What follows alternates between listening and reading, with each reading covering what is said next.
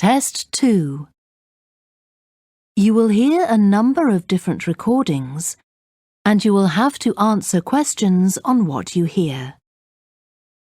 There will be time for you to read the instructions and questions, and you will have a chance to check your work. All the recordings will be played once only. The test is in 4 sections. At the end of the test, you will be given 10 minutes to transfer your answers to an answer sheet. Now turn to Section 1. Section 1. You will hear a young man phoning a town's youth council. First, you have some time to look at questions 1 to 5.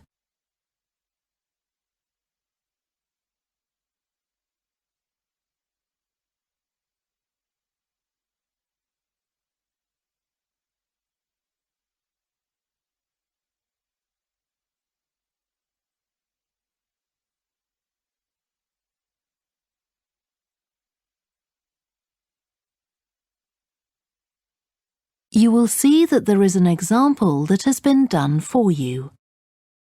On this occasion only, the conversation relating to this will be played first. Good morning, Youth Council. Caroline speaking. Oh, hello. I'm interested in standing for election to the Youth Council, and I was told to give you a call. That's good. Could I have your name, please? Yes, it's Roger Brown. Thank you. The young man's name is Roger Brown, so Brown has been written in the space. Now we shall begin. You should answer the questions as you listen, because you will not hear the recording a second time. Listen carefully and answer questions 1 to 5. Good morning, Youth Council. Caroline speaking. Oh, hello. I'm interested in standing for election to the Youth Council, and I was told to give you a call. That's good. Could I have your name, please? Yes, it's Roger Brown. Thank you. I'm Caroline, the Youth Council Administrator. So, do you know much about what the council does, Roger? I've talked to Stephanie. I think she's the chair of the council. That's right. And she told me a lot about it. How it's a way for young people to discuss local issues, for example, and make suggestions to the town council. That's what made me interested. Fine. Well, let me take down some of your details. First of all, how old are you? You know the council is for young people aged from 13 to 18. I've just turned 18.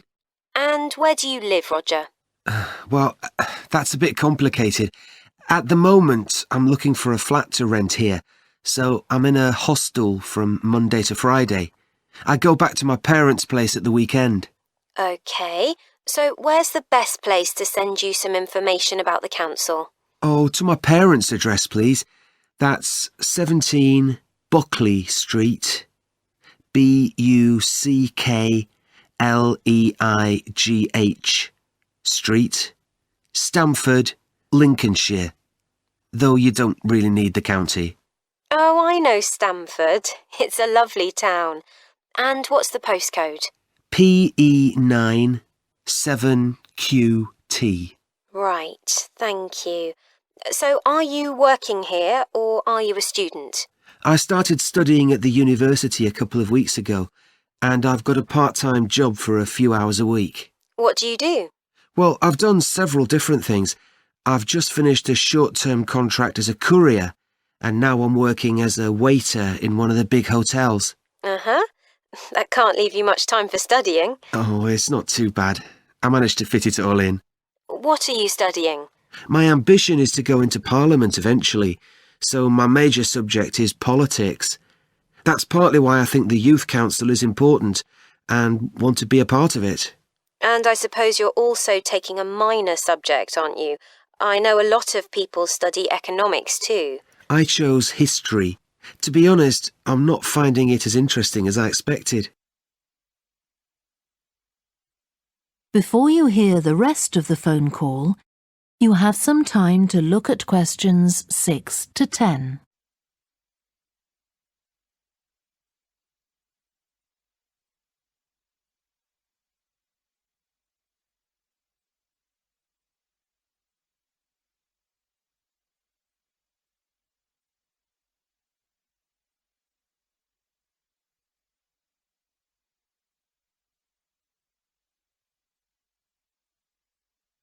Now listen and answer questions 6 to 10. OK, so with your studying and your part-time job, do you have time for any other interests or hobbies?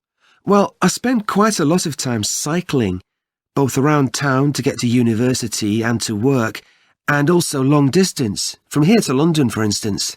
That's pretty impressive. Anything else? For relaxation, I'm also keen on the cinema. I used to go at least once a week, but I can't manage to go so often now. Right. Are you sure you'll have enough time for the Youth Council? Yes, I've worked out that I can afford to reduce my hours at work, and that will make the time. So is there any particular aspect of the Youth Council's work that appeals to you, Roger? Well, my sister is blind, so I'm particularly interested in working with disabled young people to try and improve the quality of their lives. That's great. Well, the best way to get involved is to be nominated by some people who you know. Right. Can you tell me how to set about organising that? You should talk to Jeffrey, our elections officer. I can arrange a meeting in the council office with him, if you like. Yes, please. He'll be here next Monday, if that suits you. That's the 14th, isn't it? Yes. I can manage late afternoon. Would you like to suggest a time? He generally leaves around 5:30. Well, would 4:30 be okay? My last class finishes at 4, so I'd have plenty of time to get to your office. Right, that's fine. Oh, and could I have a phone number we can contact you on? Yes, my mobile number's 07788 136 711. Thank you. Well, we'll look forward to seeing you next week. Thanks very much. Goodbye. Bye. That is the end of section 1. You now have half a minute to check your answers.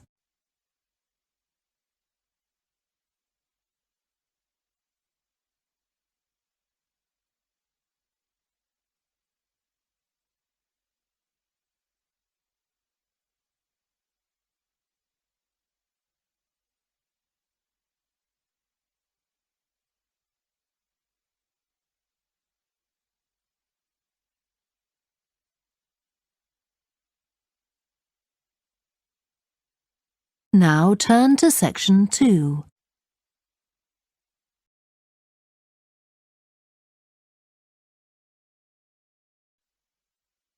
Section 2. You will hear a woman who works in a theatre talking to 2 new staff members on their first day of work. First, you have some time to look at questions 11 to 16.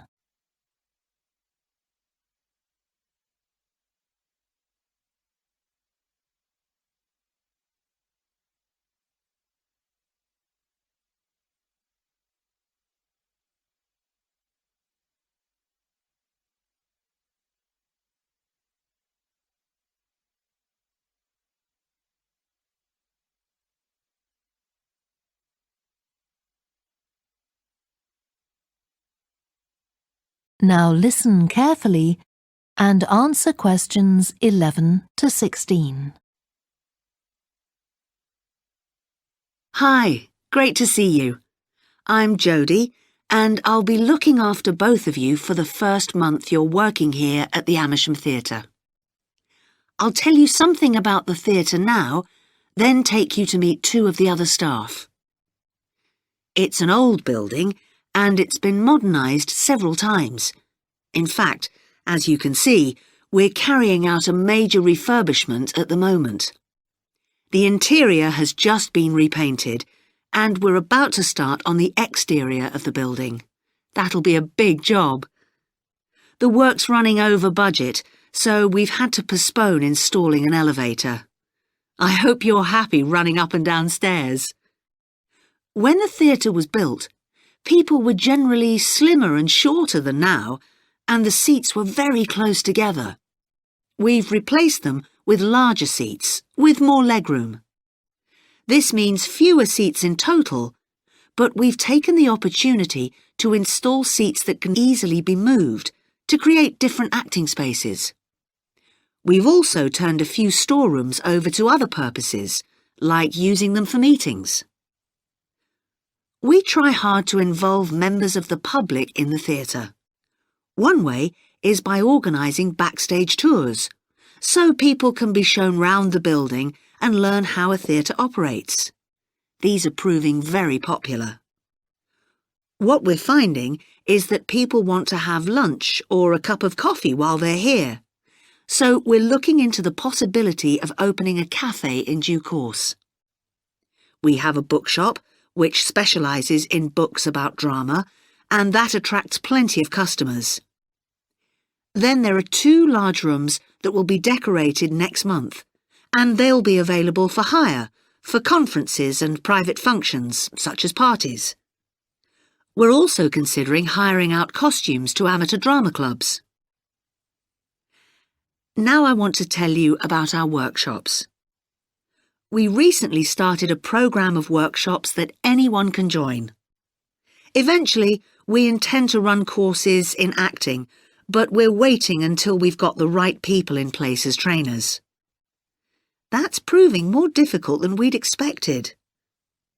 There's a big demand to learn about the technical side of putting on a production, and our lighting workshop has already started with great success. We're going to start one on sound next month. A number of people have inquired about workshops on makeup, and that's something we're considering for the future. A surprise success is the workshop on making puppets. We happen to have someone working here who does it as a hobby, and she offered to run a workshop. It was so popular, we're now running them every month. Before you hear the rest of the talk, you have some time to look at questions 17 to 20.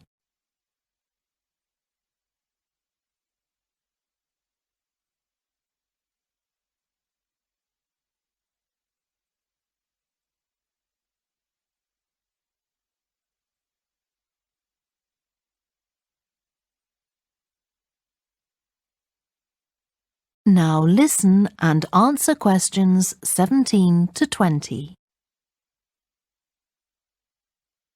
Now, a word about the layout of the building. The auditorium, stage and dressing rooms for the actors are all below ground level. Here on the ground floor, we have most of the rooms that the public doesn't see. The majority are internal, so they have windows in the roof to light them. Standing here in the foyer, you're probably wondering why the box office isn't here, where the public would expect to find it. Well, you might have noticed it on your way in. Although it's part of this building, it's next door, with a separate entrance from the road. For the theatre manager's office, you go across the foyer and through the double doors. Turn right, and it's the room at the end of the corridor, with the door on the left. The lighting box is where the computerized stage lighting is operated, and it's at the back of the building. When you're through the double doors, turn left, turn right at the water cooler, and right again at the end. It's the second room along that corridor. The lighting box has a window into the auditorium, which of course is below us. The artistic director's office is through the double doors, turn right, and it's the first room you come to on the right-hand side. And finally, for the moment, the room where I'll take you next, the relaxation room. So, if you'd like to come with me. That is the end of section 2. You now have half a minute to check your answers.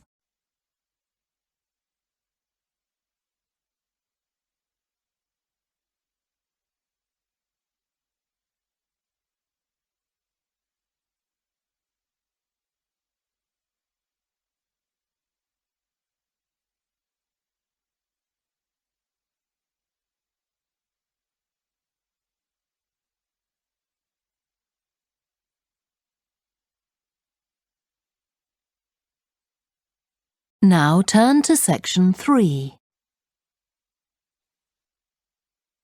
Section 3. You will hear two biology students called Helen and Colin talking about the report they are writing on their recent field trip to a seaside area called Rocky Bay. First, you have some time to look at questions 21 to 26.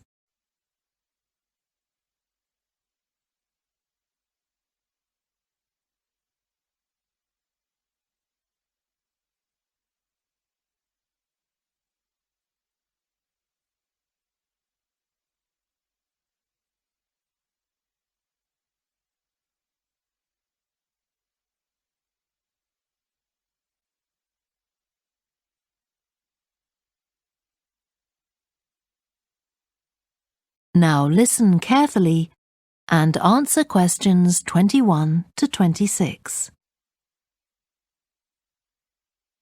I've brought my notes on our biology field trip to Rocky Bay, Colin, so we can work on our report on the research we did together.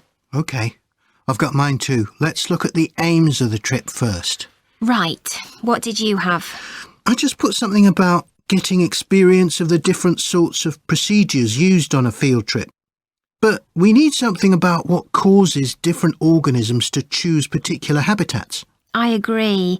And something about finding out how to protect organisms in danger of dying out. In our aims? But we weren't really looking at that. I suppose not. OK, now there's the list of equipment we all had to bring on the field trip.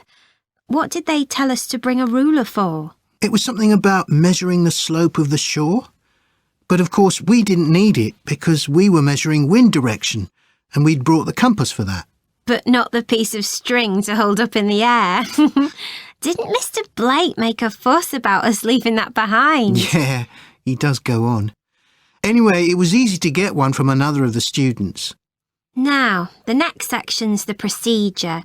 I sent you the draft of that. Yeah, it was clear, but I don't think we need all these details of what time we left and what time we got back and how we divided up the different research tasks. OK, I'll look at that again. Then we have to describe our method of investigation in detail. So let's begin with how we measured wave speed. I was surprised how straightforward that was. I'd expected us to have some sort of high-tech device, not just stand there and count the number of waves per minute. Not very precise, but I suppose it was good enough. But the way we measured the amount of salt was interesting. In the water from the rock pools? Yeah. Oh, I wanted to check the chemicals we used in the lab when we analysed those samples. Was it potassium chromate and silver nitrate? That's right. OK.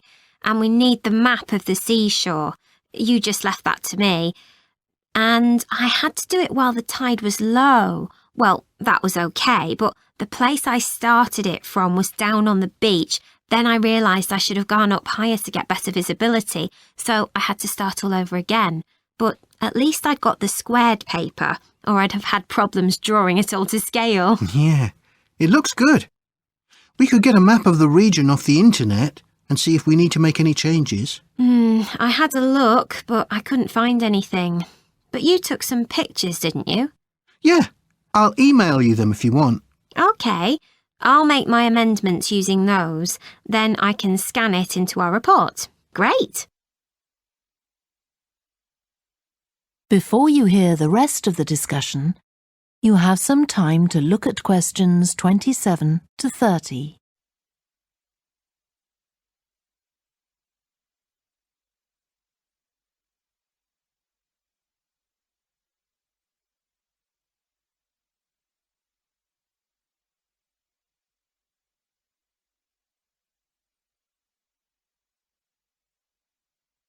Now listen and answer questions 27 to 30.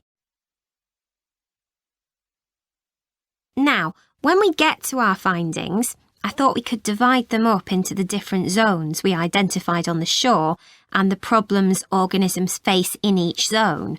So for the highest area... The splash zone. Yeah, we found mostly those tiny shellfish that have strong hard shells that act as protection. But not from other organisms that might eat them. Predators. No, that's not the main danger for them, but the shells prevent them from drying out because they're in the open air for most of the time. Right. And since they're exposed, they need to be able to find some sort of shelter or cover themselves up so they don't get too hot. Then in the middle and lower zones, nearer the sea, we need to discuss the effects of wave action. Yes, and how organisms develop structures to prevent themselves from being swept away or even destroyed by being smashed against the rocks. I haven't done anything on the geological changes.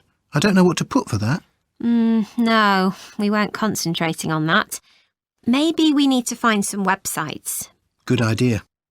I've got the lecture notes from Mr. Blake's geology course, but they're too general. But we could ask him which books on our reading list might be most helpful. Right. OK. Now, I did a draft of the section of sources of possible error in our research, but I don't know if you agree. For example, the size of the sample and whether it's big enough to make any general conclusions from. But I thought actually we did have quite a big sample. We did. And our general method of observation seemed quite reliable. But we might not be all that accurate as far as the actual numbers go. Yeah, we might have missed some organisms, if they were hiding under a rock, for example. I wasn't sure about the way we described their habitats. I decided it was probably OK. Yeah, and the descriptions we gave of the smaller organisms, they weren't very detailed, but they were adequate in this context. I'm not sure we identified all the species correctly, though. OK, we'd better mention that. Now, how are we going to... That is the end of section 3. You now have half a minute to check your answers.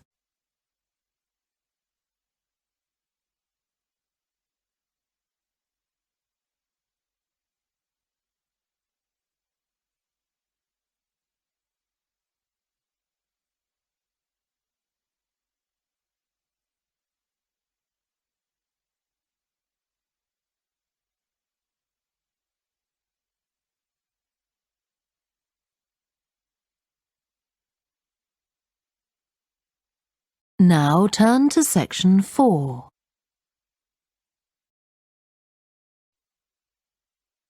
Section 4. You will hear part of a lecture to students of architecture about the design of a public building. First, you have some time to look at questions 31 to 40.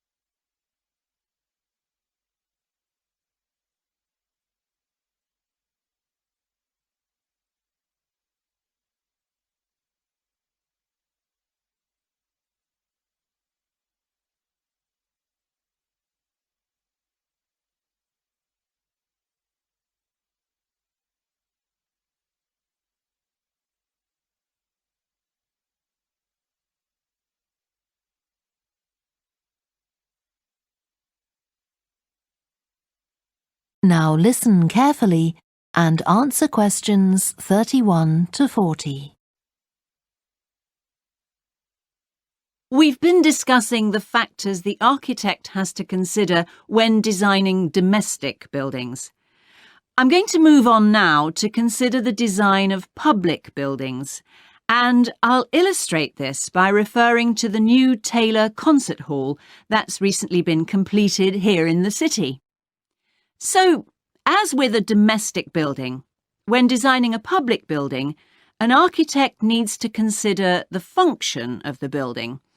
For example, is it to be used primarily for entertainment, or for education, or for administration? The second thing the architect needs to think about is the context of the building. This includes its physical location, obviously, but it also includes the social meaning of the building, how it relates to the people it's built for. And finally, for important public buildings, the architect may also be looking for a central symbolic idea on which to base the design, a sort of metaphor for the building and the way in which it is used. Let's look at the new Taylor Concert Hall in relation to these ideas. The location chosen was a site in a run-down district that has been ignored in previous redevelopment plans.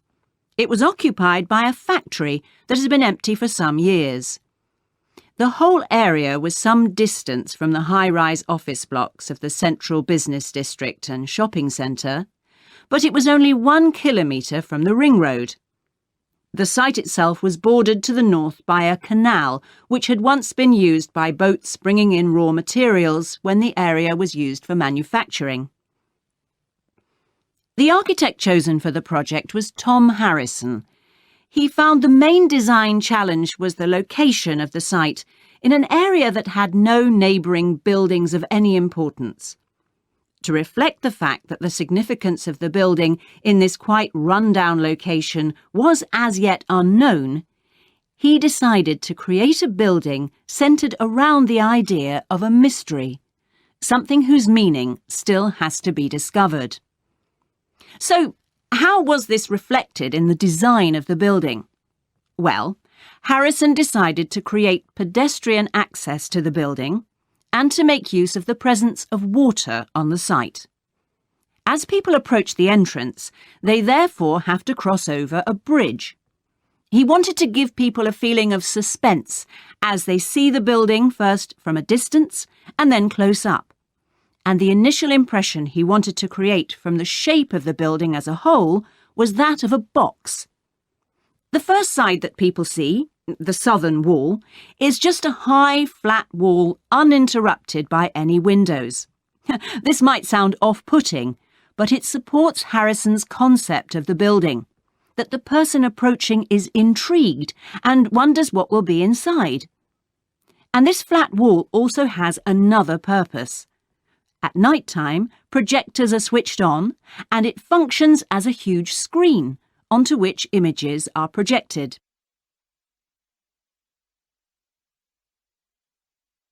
The auditorium itself seats 1,500 people. The floors supported by 10 massive pads. These are constructed from rubber and so are able to absorb any vibrations from outside and prevent them from affecting the auditorium.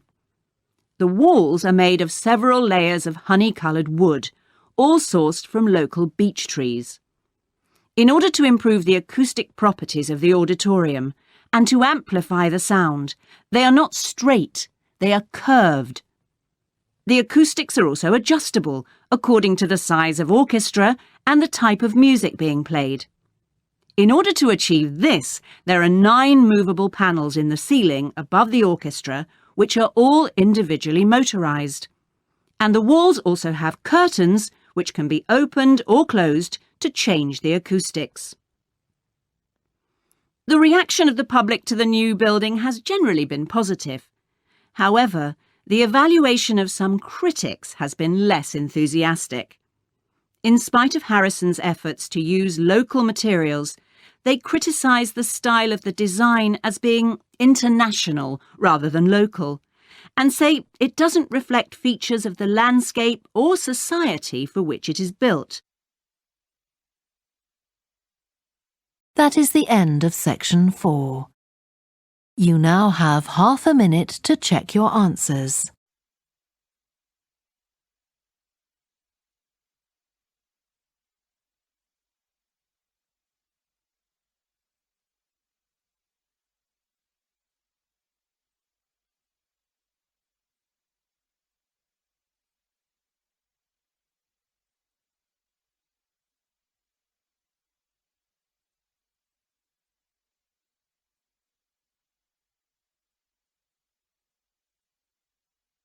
That is the end of the listening test. You now have 10 minutes to transfer your answers to the answer sheet. Please stop writing and wait for your question booklet to be collected.